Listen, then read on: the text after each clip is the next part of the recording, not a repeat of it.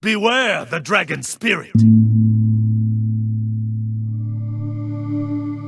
Among the many spirits Ionian revere, none are as storied as that of the dragon.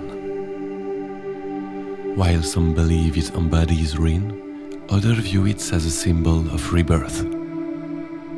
Few can say for certain, and fewer still have ever been able to channel the dragon spirit, and none so completely as Lee Sin.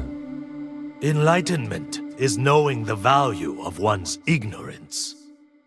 He arrived at the Shojin monastery as a boy, claiming the dragon had chosen him to wield its power. The elder monks saw flashes of its fire in the talented child, but also sensed his reckless pride and the disaster it could bring. Warily, they nonetheless took him as a pupil. Though as others advanced, the elders kept him cleaning dishes and scrubbing floors. Lee Sin grew impatient.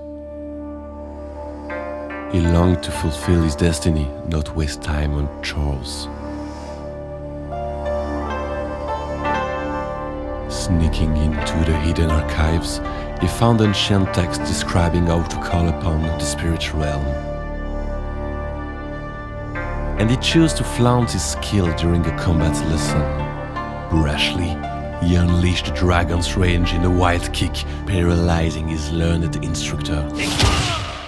Consumed with shame and banished for his arrogance, the young man set out to atone. I will atone. Years passed. Lee Sin wandered far to distant places, benevolently aiding those in need. Eventually, he reached the Freljord where he met Udir, a wild man who channeled the primal beasts of his homeland. The so-called spirit walker struggled to control the powers that warred within him, and Lee Sin began to wonder if controlling the dragon was even possible. Sharing a need for spiritual guidance, the two men forged a bond and invited Udir on his journey back home. The two were dismayed to hear that the Empire of Noxus had invaded and occupied Ionia. Monks from every province had fallen back to defend the holy monastery at Hirana, high up in the mountains. Lee Sin and Udir found it besieged.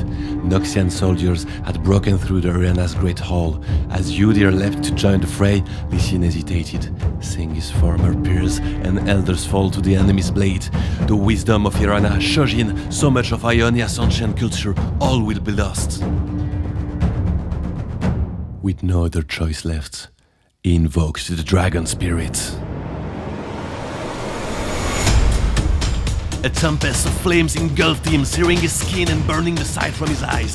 Imbued with white power, he crippled the invaders with a flurry of breakneck punches and rapid kicks, the untenable spirit flaring brighter and hotter with each blow.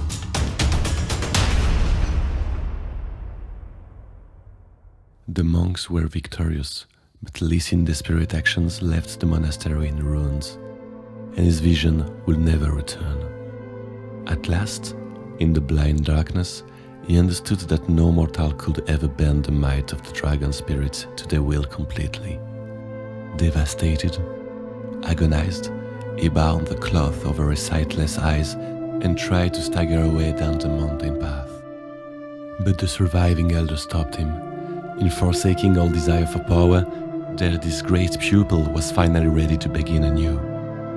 Although they would never forget his previous arrogance, the monks offered absolution. The dragon's wrath was deadly and unpredictable, true enough, but the humblest and worthiest mortal soul could counter its fiery nature and direct it from time to time. Never again will arrogance lead me astray. Gratefully, Lee Sin stayed with the monks to rebuild their monastery, and after the work was done and the spirit walker returned to the Freljord, Lee Sin devoted himself fully towards the pursuit of enlightenment.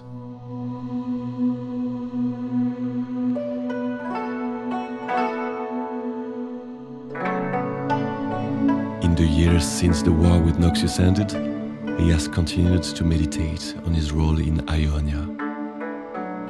Knowing his homeland has not faced the last of its trials, Lysine must master himself and the dragon spirit within to face whatever foe is yet to come.